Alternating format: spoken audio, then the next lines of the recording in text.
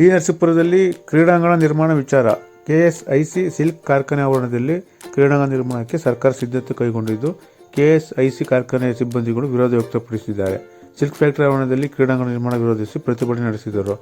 ನಾವೆಲ್ಲರೂ ಫ್ಯಾಕ್ಟರಿಯಲ್ಲಿ ಕೆಲಸ ಮಾಡಿದ್ದೇವೆ. ಈ ಫ್ಯಾಕ್ಟರಿ ನಂಬಿಕೊಂಡು ನೂರಾರು ಕುಟುಂಬ ಜೀವನ ಸಾಗಿಸುತ್ತಿವೆ. ಇಂತಹ ಜಾಗದಲ್ಲಿ ಕ್ರೀಡಾಂಗಣ ನಿರ್ಮಾಣ ಮಾಡುವುದು ಬೇಡ. ಬೇರೆ ಸ್ಥಳದಲ್ಲಿ ಬೇಕಿದ್ದರೆ ಕ್ರೀಡಾಂಗಣ ಮಾಡಲಿ. ಕೆಎಸ್ಐಸಿ ಸಿಲ್ಕ್ ಸಿಬ್ಬಂದಿಗಳ ಒತ್ತಾಯ. ಯುವಜನ ಕ್ರೀಡಾ ಇಲಾಖೆಯ Bhaskar Naik, Jayaprakash, tahsildar Suresh Achar, police inspector Dhananjay, RI Mahendra, KSIC silk ಫ್ಯಾಕ್ಟರಿಯ ಸಿಬ್ಬಂದಿ ಮತ್ತು ಕಾರ್ಮಿಕರು ಇದ್ದರು. ತೊಂದರೆ ಆಗೋದಿಲ್ಲ. ಸುಮ್ಮನೆ ಯಾರೋ ಹೇಳೋದು ಮಾತನ್ನ ಕೇಳೋದು ಬೇಡ, ಗಲಾಟೆ ಮಾಡ್ಕೊಳ್ಳೋದು ಬೇಡ.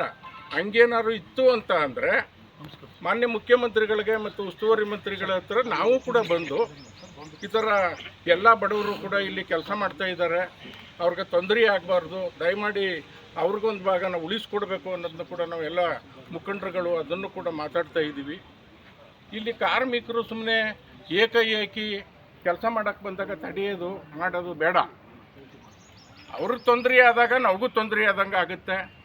ಇವತ್ತು ವಾಕ್ ಮಾಡಬೇಕಾದ್ರೆ ಇಲ್ಲಿಂದ ಬನ್ನಳ್ಳಿ ಉಂಡಿ ಗಂಟೆ ಹೋಗಬೇಕು ಜನರು, ವಯಸ್ಸಾದವರು, ಹೆಣ್ಣು ಮಕ್ಕಳು ಎಲ್ಲರೂ ಹೋಗಿ ಇವತ್ತು ರೋಡ್ನಲ್ಲಿ ಬಿದ್ದಿರೋ ಅಂಥದ್ದು ಬೇಕಾದಷ್ಟು ಆಗಿದೆ.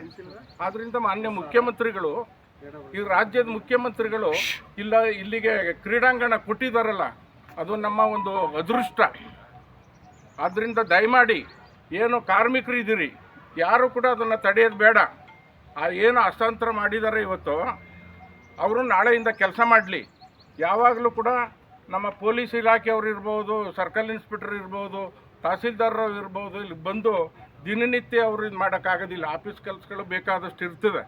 ದಯಮಾಡಿ ಕ್ರೀಡೆ ಇಲಾಖೆಗೆ ಇವತ್ತು ಕೊಟ್ಟಿದ್ದಾರೆ. ಮಾನ್ಯ ಮುಖ್ಯಮಂತ್ರಿಗಳ ಕ್ಷೇತ್ರ ಇದು, ಮಾದೇವಪ್ಪನವ್ರ ಕ್ಷೇತ್ರ, ಯತೀಂದ್ರ ಸಾಹೇಬ್ರ ಕ್ಷೇತ್ರ, ಸುನೀಲ್ ಅವ್ರ ಕ್ಷೇತ್ರ.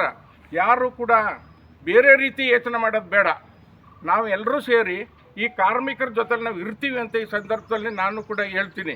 ಯಾಕಪ್ಪ ಅಂತ ಅಂದರೆ ಇಲ್ಲಿ ಬಂದಿರೋರೆಲ್ಲ ಬಡ ಹೆಣ್ಮಕ್ಳು, ಗಂಡು ಮಕ್ಕಳು, ಅವ್ರಿಗೆಲ್ರಿಗೂ ಇಲ್ಲಿಂದ ಖಾಲಿ ಮಾಡಿಬಿಡ್ತಾರೆ, ಇವ್ರು ಹೊಟ್ಟೋಗ್ಬೋದು ಅನ್ನೋದನ್ನು ಒಂದು ಊಹೆ ಸುಳ್ಳು ಹೇಳೋದನ್ನು ಬೇಡ. ಇಲ್ಲಿ ತಪ್ಪು ಸಂದೇಶ ಆಗೋದು ಬೇಡ. ಮಾನ್ಯ ಮುಖ್ಯಮಂತ್ರಿಗಳ ಹತ್ರ ಇಲ್ಲಿ ಯಾರು ಲೀಡರ್ಸ್ ಇದ್ದಾರೆ ಅವ್ರನ್ನ ಕರ್ಕೊಂಡೋಗಿ ನಾವೆಲ್ಲರೂ ಕೂಡ ಮಾತಾಡ್ತೀವಿ. ದಯಮಾಡಿ ಯಾರು ಕೂಡ ಅನ್ನತೆ ಭಾವಿಸ್ತೇನೆ ನಾಳೆಯಿಂದ ಕೆಲಸ ಮಾಡೋಕ್ಕೆ ಕೋಪ್ರೇಷನ್ ಕೊಡಬೇಕು ಅಂತ ಈ ಸಂದರ್ಭದಲ್ಲಿ ಹೇಳ್ತಾ ಕೈ ಮುಗಿದು ನಿಮ್ಮ ಎಲ್ರಿಗೂ. ನಮ್ಮ AEE ಅವರು ಇದ್ರ ಬಗ್ಗೆ ತಮಗೆ ಮಾಹಿತಿಯನ್ನು ಕೊಟ್ಟಿದ್ದಾರೆ. ಸರ್ಕಾರದಿಂದ ಕ್ರೀಡಾ ಇಲಾಖೆಗೆ 5 ಎಕರೆ ಮಂಜೂರಾಗಿದೆ. ನಾವು ಈ ದಿವಸ ಅದನ್ನು ಹಸ್ತಾಂತರ ಪ್ರಕ್ರಿಯೆಯನ್ನು ನಾವು ಮುಗಿಸ್ಕೊತಾ ಇದ್ವಿ. ಕೆಲಸವನ್ನು ನಾವು ಮುಂದಿನ ದಿನಗಳಲ್ಲಿ, ಅಂದರೆ ಇನ್ನು 2-3 ದಿನಗಳಲ್ಲೇ ನಾವು ಪ್ರಾರಂಭ ಮಾಡ್ತಾಯಿದ್ದೀವಿ. ನಾವು ತಹಸೀಲ್ದಾರ್ ಅವರು ಬಹು ದಿನಗಳಂತ ನಿರೀಕ್ಷೆ ಇರ್ತಕ್ಕಂಥ ಕ್ರೀಡಾಂಗಣಕ್ಕೆ ನಮಗೆ ಎಲ್ಲ ರೀತಿಯ ಸಲಹೆಯನ್ನು ಮತ್ತು ಸಹಕಾರವನ್ನು ಕೊಟ್ಟಿದ್ದಾರೆ. ಅವರು ಇವತ್ತು ನಮ್ಮ ಸುಪರ್ದಿಗೆ ಕೊಡ್ತಾ ಇದ್ದಾರೆ. ನಾನು ಮತ್ತು ನಮ್ಮ ಇಂಜಿನಿಯರ್ ಹೆಡ್ ಆಫೀಸಿನಿಂದ ಬಂದು ನಾವು ಇದನ್ನು ಸುಪರ್ದಿ ತಗೊಳ್ತಾ ಇದ್ದೀವಿ. ಒಂದು ಎಷ್ಟು ದಿನದಲ್ಲಿ ಮುಗಿಯಬಹುದು ಕಾಮಗಾರಿ? ಈಗಾಗಲೇ ನಮ್ಗೆ ಗೊತ್ತಿರೋಂಗೆ ಲಾಸ್ಟ್ ಬಡ್ಜೆಟ್ನಲ್ಲಿ ಆಗಿರೋದು ಇದು. ನಮಗೆ ಇನ್ನೊಂದು 15 ದಿವಸದಲ್ಲಿ ನಾವು ಈ ಟೆಂಡರ್ ಪ್ರಕ್ರಿಯೆಗಳನ್ನು ನಾವು ಪ್ರಾರಂಭ ಮಾಡುವಂಥದ್ದು. ಮತ್ತು ಅತಿ ಶೀಘ್ರದಲ್ಲಿ, ಯಾಕೆಂದರೆ ಲಾಸ್ಟ್ ಇಯರ್ ಬಡ್ಜೆಟ್ನಲ್ಲಿ ನಮಗೆ ಆಗಿರೋದ್ರಿಂದ ನಾವು ಈ ಫೈನಾನ್ಷಿಯಲ್ ಇಯರ್ ಇಂಡಸ್ಟ್ರಿಗೆ ನಾವು ಇಲ್ಲಿ ಕೆಲಸ ಕಾರ್ಯಕ್ರಮಗಳನ್ನು ಪ್ರಾರಂಭಿಸ್ತೀವಿ. ಈಗಾಗಲೇ ಪರಿಸರ ಪ್ರೇಮಿಗಳು ಏನೋ ಇಲ್ಲಿ ಮರ ಕಡಿದು ಅದ್ರ ಬಗ್ಗೆ ಇಲ್ಲಿ ತಾವೇ ಸ್ವತಃ ನೋಡ್ತಾ ಇದ್ದೀರಿ. ನಾವೊಂದು ಕ್ರೀಡಾಂಗಣ ನಿರ್ಮಾಣ ಮಾಡಬೇಕಾದ್ರೆ ನಾವು ಎಲ್ಲ ಅಂಶಗಳನ್ನು ಕೂಡ ಕನ್ಸಿಡರ್ ಮಾಡಿರ್ತೀವಿ. ಇಲ್ಲಿರೋ ಗಿಡಗಳನ್ನು ಮತ್ತು ಈ ಸ್ಥಳವನ್ನು ತಾವು ಕೂಡ ಪರಿಶೀಲನೆ ಮಾಡ್ಬೋದು. ಯಾವುದೇ ಕ್ರೀಡಾಂಗಣ ಎಷ್ಟು ಸಾಧ್ಯನೋ ಅಷ್ಟು ಮರಗಳನ್ನು ಉಳಿಸ್ಕೊತೀವಿ. ಮತ್ತು ನಾವು ಒಂದು ಕ್ರೀಡಾಂಗಣ ನಿರ್ಮಾಣ ಅಂದರೆ ಮರಗಳನ್ನು ಕಡಿದು ಬಿಡೋದು ಅಂತಲ್ಲ. ತಾವು ನೋಡ್ತಾ ಇದ್ದೀರಿ, ಮಧ್ಯದಲ್ಲಿ ಸಾಕಷ್ಟು ಗ್ಯಾಪ್ ಪ್ರದೇಶ ಇದೆ.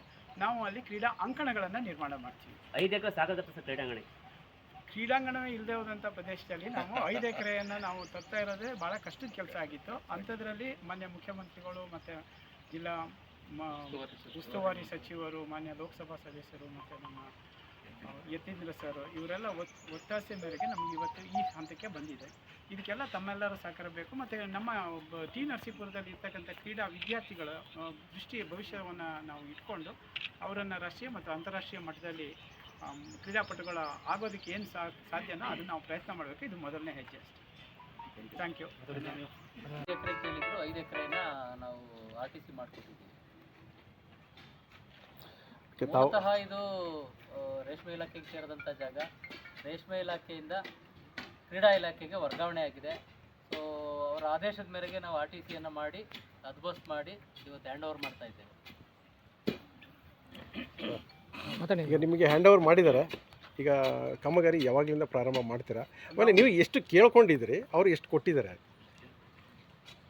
ಸರ್ ನಮ್ಮದು ಇದು ಸರ್ಕಾರದ 24-25ನೇ ಸಾಲಿನ ಇದು ಬಜೆಟ್ ಪ್ಯಾರ ಇದು. ಬಜೆಟ್ ಖಂಡಿಕೆಯಲ್ಲಿ ಮಾನ್ಯ ಮುಖ್ಯಮಂತ್ರಿಗಳು ಬಜೆಟಲ್ಲೇ ಅನೌನ್ಸ್ ಮಾಡಿದ್ದಾರೆ. ಸೊ ಹಾಗಾಗಿ ನಾವು ಪ್ರಸ್ತಾವನೆ ಸಲ್ಲಿಸಿದ್ದನ್ನು ಸರ್ಕಾರದಿಂದ ಮಾನ್ಯ ಮಾಡಿ ಮಾನ್ಯ ಜಿಲ್ಲಾಧಿಕಾರಿಗಳು ಮೈಸೂರು ಜಿಲ್ಲೆ ಅವರು ನಮಗೆ 5 ಎಕರೆ ಹಸ್ತಾಂತರ ಮಾಡೋಕ್ಕೆ ಆದೇಶ ಆಗಿತ್ತು. ಸೊ ಅದ್ರ ಪ್ರಕಾರ ಇವತ್ತು ಹಸ್ತಾಂತರ ಪಡಿತಾ ಇದ್ದೀವಿ ಸರ್. ಇದು ಆಲ್ರೆಡಿ ನಮ್ಮದು ಎಸ್ಟಿಮೇಟ್ ಕೂಡ ಆಲ್ರೆಡಿ ರೆಡಿ ಇದೆ ನಮ್ಮದು. ನಾವು ಈಗಲೇ ಎಲ್ಲ ನಾವು ಕೆಲಸ ಕಾಮಗಾರಿ ಸ್ಟಾರ್ಟ್ ಮಾಡ್ತೀವಿ ಸರ್. ಟೆಂಡ್ರು ಇನ್ನೊಂದು 15-20 ದಿನದಲ್ಲಿ ಟೆಂಡರ್ ಕಳ್ಸೋಕ್ಕೂ ವ್ಯವಸ್ಥೆ ಮಾಡ್ತೀವಿ. ಎಸ್ಟಿಮೇಟ್ ಎಷ್ಟಿಗಾಗಿತ್ತು? ಎಸ್ಟಿಮೇಟು 6 ಕೋಟಿಗೆ ಸರ್, 6 ಕೋಟಿಗೆ. ತಮ್ಮ ಹೆಸರು? ನನ್ನ ಹೆಸರು SR ಜಯಪ್ರಕಾಶ್ ಅಂತ, AEE ಡೈಸ್.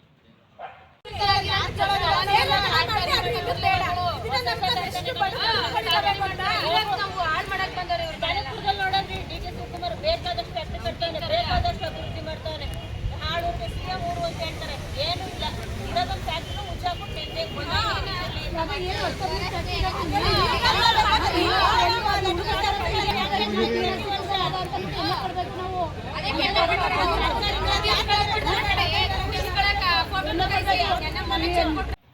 ನಿರೀಕ್ಷಿತ ಬಹಳ ಕಾಲದ ಕನಸಾಗಿರ್ತಕ್ಕಂಥ ತಾಲೂಕು ಕ್ರೀಡಾಂಗಣಕ್ಕಾಗಿ ಇವತ್ತು ಈ ಒಂದು ಜಾಗದಲ್ಲಿ ಏನು ಕ್ರೀಡಾ ಇಲಾಖೆಗೆ ಸರ್ಕಾರದಿಂದ ಹಸ್ತಾಂತರ ಆಗಿತ್ತು ಆ ಜಮೀನನ್ನು ಹದ್ಬಸ್ತ್ ಮಾಡಿ ಗುರುತನ್ನು ಹಾಕೋದ್ರ ಮುಖಾಂತರ ಕಾಮಗಾರಿ ಪ್ರಾರಂಭ ಮಾಡಿರ್ತಾರೆ.